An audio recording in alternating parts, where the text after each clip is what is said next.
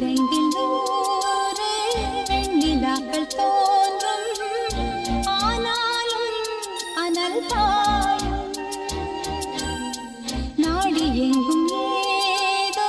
நாத வெள்ளம் ஓடும் ஆனாலும் என்னதான் மீசை நிற்கும் வண்ணம்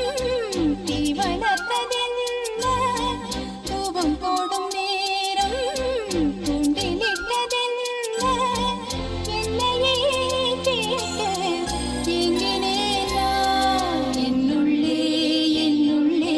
பல மின்னல் எழும் நேரம்